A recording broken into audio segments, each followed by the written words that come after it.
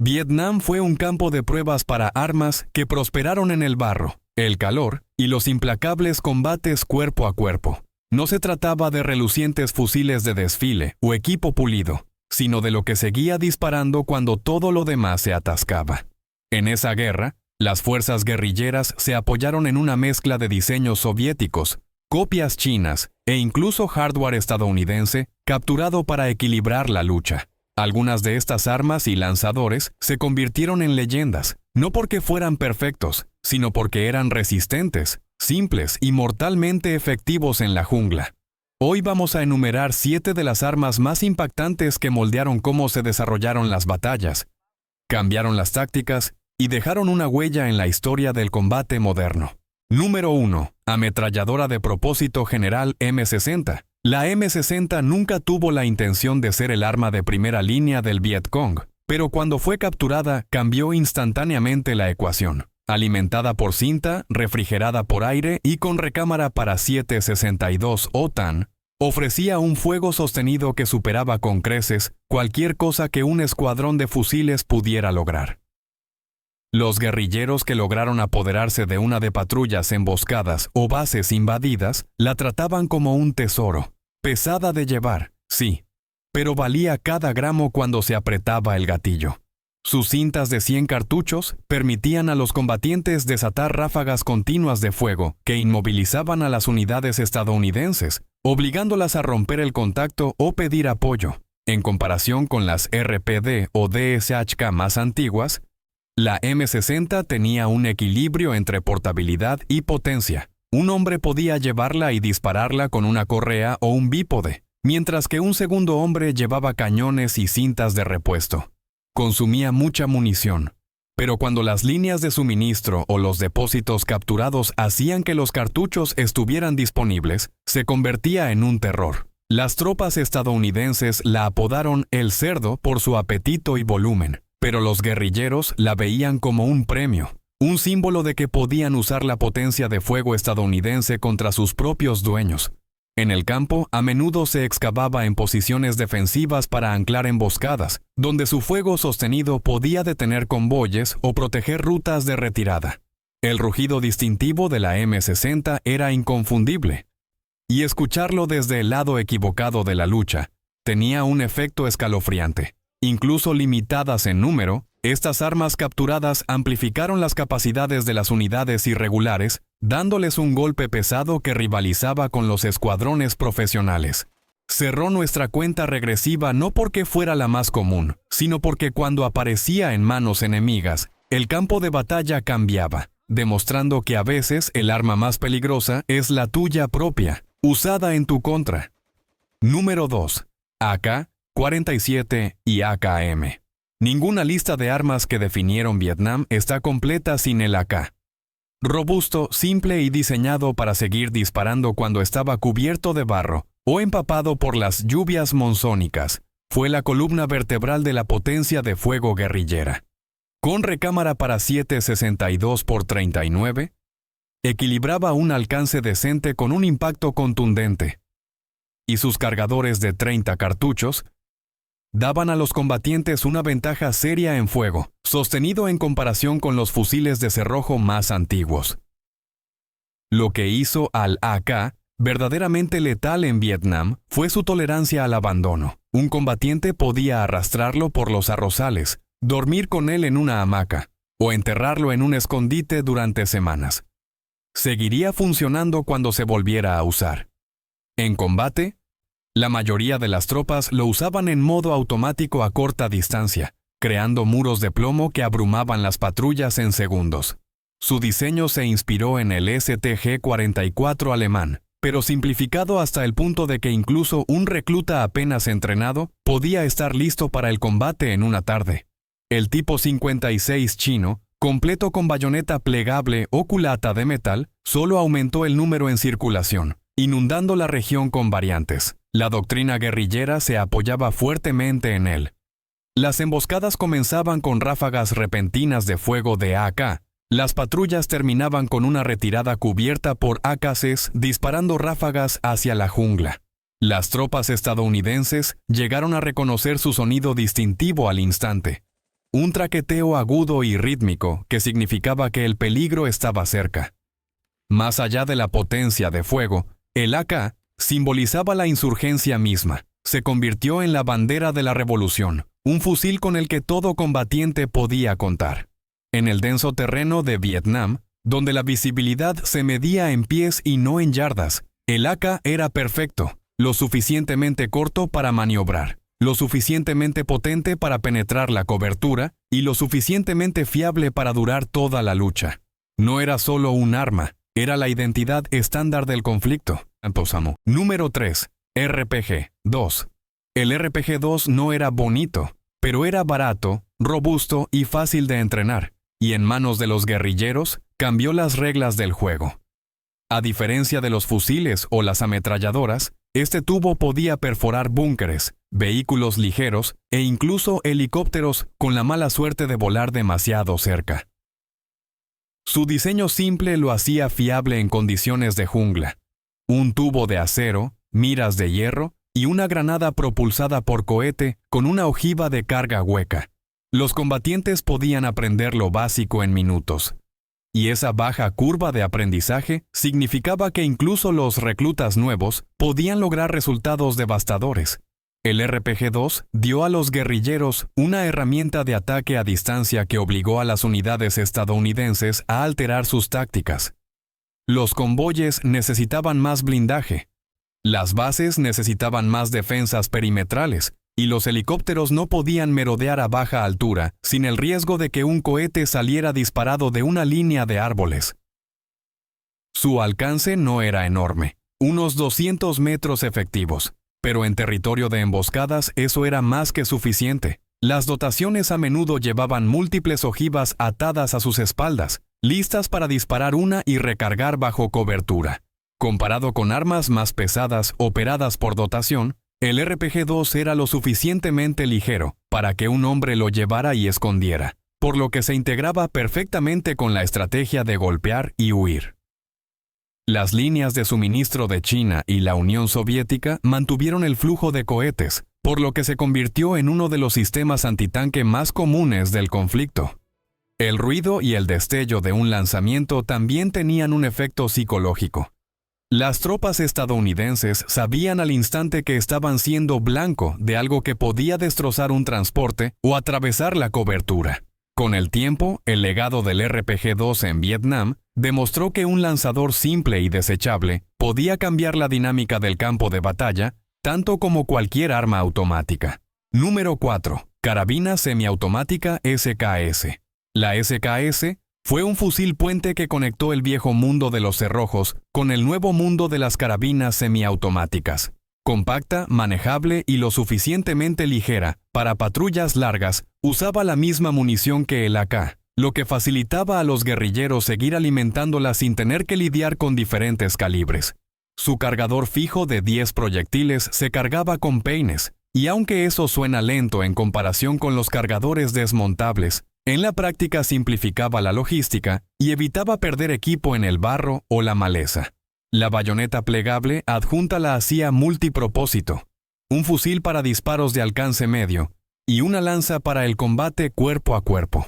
A los combatientes que no necesitaban fuego automático les gustaba su equilibrio.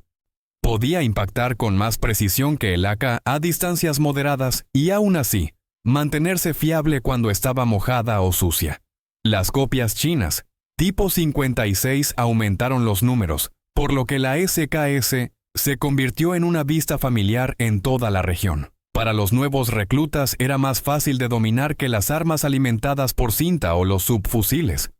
Una carabina sencilla que podías coger y aprender en un día. Tácticamente, los escuadrones a menudo mezclaban fusiles SKS con AKs, dándoles una combinación de disparos de mayor precisión y ráfagas automáticas cuando era necesario. Las tropas estadounidenses que se encontraron con ellas respetaron su pegada. El 7.62x39 abrirá agujeros en la cobertura que las municiones más ligeras no pueden. En las emboscadas, los primeros disparos a menudo provenían de fusiles SKS, apuntados y deliberados, antes de que los AKs se unieran con volumen. Ese equilibrio entre control y potencia de fuego Es lo que hizo de la SKS un fusil fundamental en Vietnam, no llamativo, no dominante, pero siempre presente y fiable. Número 5. Ametralladora ligera RPD. La RPD era un caballo de batalla diseñado para situarse entre los fusiles y las ametralladoras más pesadas, dando a los escuadrones una potencia de fuego sostenida sin el peso de una ametralladora de trípode. Calibrada para el mismo cartucho que el AK, mantenía la logística sencilla. Los combatientes podían buscar y compartir munición. Su diseño alimentado por cinta significaba ráfagas de fuego más largas que cualquier fusil alimentado por cargador, lo que permitía a pequeños grupos guerrilleros lanzar una cortina de plomo al emboscar convoyes o mantener una línea de árboles. A diferencia de los fusiles de cerrojo más antiguos, la RPD ofrecía fuego automático controlable con menos retroceso que un calibre 50, y ese equilibrio la hacía valiosa en manos que no estaban altamente entrenadas. Las dotaciones a menudo cavaban pozos poco profundos o usaban líneas de árboles para establecer RPD como anclas de su defensa. Una vez que la cinta comenzaba a rodar, era difícil para las unidades opuestas moverse sin sufrir bajas. El peso del arma era manejable para 2 hombres, y las cintas podían unirse, permitiendo a los equipos inteligentes mantener la presión sobre los objetivos mucho más tiempo que solo con fusiles. Los guerrilleros valoraban su simplicidad, menos piezas móviles que las automáticas de escuadrón occidentales, fácil de mantener funcionando con herramientas mínimas y robusta bajo el barro o la lluvia. Las patrullas estadounidenses tomaban en serio el sonido de la RPD. Señalaba la posibilidad de una emboscada que no se desvanecería rápidamente. En comparación con el más llamativo AK, la RPD era menos común pero más decisiva cuando se usaba correctamente, porque daba a una unidad improvisada la capacidad de replicar el fuego de supresión de un ejército profesional. Tácticamente, fue la columna vertebral de muchas emboscadas, cerrando la brecha entre los fusiles y las ametralladoras pesadas, y es por eso que esta reliquia de la Guerra Fría se convirtió en un actor clave en Vietnam. Número 6. PPSH 41. La PPSH 41 es una creadora de caos construida para el combate a corta distancia y el volumen. Piénsalo como el equivalente de arma pequeña de una hoja de sierra. Rápida, ruidosa y aterradora cuando se te acerca en un espacio confinado. Nacida en el crisol de la Segunda Guerra Mundial, era barata de producir y absurdamente prolífica. Las versiones alimentadas por tambor parecían icónicas, pero en la selva vietnamita, esos tambores a menudo se cambiaban por cargadores curvos de 35 cartuchos porque la jungla destrozaba todo lo que sobresalía. Su cadencia de tiro es estúpidamente alta en comparación con los fusiles de servicio, así que cuando un escuadrón disparaba en automático a quemarropa, el efecto sobre la moral y el movimiento era inmediato. Habitaciones despejadas, carriles de emboscada creados y la supresión se volvía brutal. La comunalidad del cartucho importaba. El cartucho 7.62x25 era de la misma familia que la munición de pistola Tokarev, por lo que la logística podía ser más sencilla para las fuerzas irregulares que buscaban lo que podían. La durabilidad no era nada del otro mundo. Límpiala. Vuelve a montarla y seguiría alimentando. Pero la alimentación era la parte complicada en los arrozales húmedos y fangosos. Los cargadores y tambores necesitaban atención o se atascaban. Tácticamente, la PPSH 41 sobresalía en intercambios cortos y violentos, combates en túneles, incursiones en aldeas y asaltos a búnkeres donde el tamaño compacto y la cadencia de fuego superaban la precisión. Las dotaciones y los combatientes aprendieron a usar ráfagas cortas y controladas o toques de gatillo únicos, porque vaciar un tambor a toda prisa significaba recargar bajo fuego, un trabajo nada divertido. También se veía improvisación, culatas recortadas, montajes en vehículos e incluso cargas de cargadores mixtos cuando el suministro era escaso. En comparación con un fusil más lento, la PPSH forzaba diferentes reacciones enemigas, más cobertura, movimiento más lento y una necesidad urgente de fragmentación o supresión a distancia. Cuando se combinaba con tácticas de emboscada audaces y conocimiento local del terreno, Ese volumen de fuego convertía a bandas de otro modo pequeñas en equipos letales de corto alcance.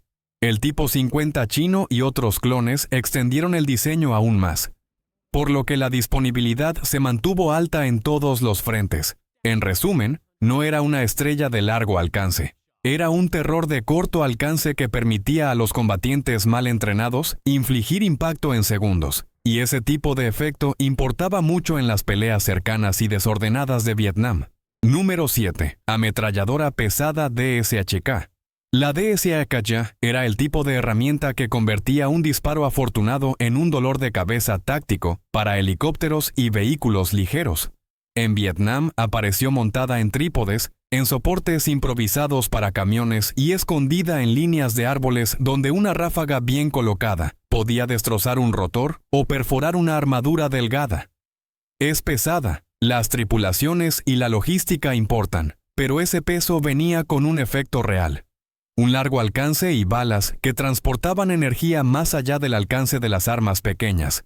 El arma dispara munición de 12.7 milímetros en cintas, por lo que eran posibles las ráfagas sostenidas sin la recarga constante que se haría con cargadores. Para las fuerzas guerrilleras eso importaba. Se podía negar el acceso a un área y cerrar puntos de estrangulamiento con menos hombres. Los contrabandistas y las redes de suministro podían mover una DSHK en piezas más fácilmente que una batería antiaérea completa, por lo que se las veía donde los sistemas más grandes eran imposibles de emplazar. El mantenimiento es indulgente con la suciedad en comparación con el equipo antiaéreo más delicado. Limpia el sistema de gas, verifica el espacio de cabeza y seguiría disparando plomo en la humedad de la jungla. Tácticamente, la DSHK obligó a las unidades estadounidenses a reconsiderar las inserciones de helicópteros, los rangos de separación y el momento del apoyo aéreo. En tierra, funcionaba como un sistema de supresión pesado. Un solo montaje podía inmovilizar a una compañía si no se controlaba. Las tripulaciones aprendieron a usar ráfagas cortas y apuntadas para evitar el sobrecalentamiento del cañón mientras seguían desorganizando las formaciones. Emparejada con un observador o una mira óptica, podía ser sorprendentemente efectiva a largas distancias para una unidad irregular. Logísticamente, las cintas de calibre 50 consumen muchos suministros, por lo que era común usar munición capturada o vehículos capturados para transportar cintas adicionales. Psicológicamente, el sonido y el impacto del fuego de calibre 50 en el dosel cambiaron la forma en que se movían las patrullas. Más dispersión, más cobertura, más precaución. Las contramedidas estadounidenses, mejoras de blindaje, diferentes perfiles de aproximación y misiones de supresión dedicadas fueron respuestas directas a la presencia de la DSHK. En resumen, no era un rifle de francotirador de precisión, era una herramienta de superioridad que amplificaba a quien pudiera mantenerla alimentada y protegida. Y así concluye nuestra cuenta regresiva de 7 armas que definieron la lucha en Vietnam desde el lado guerrillero.